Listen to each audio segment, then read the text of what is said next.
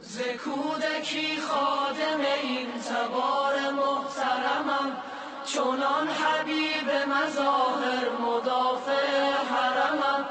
به قصد حفظ حریم حرم به پا خیزم، کنار لشکر عشاق حسین هم قدمم. ز کودکی خادم این تبار محترمم، چونان حبیب مظاهر مدافع حرمم.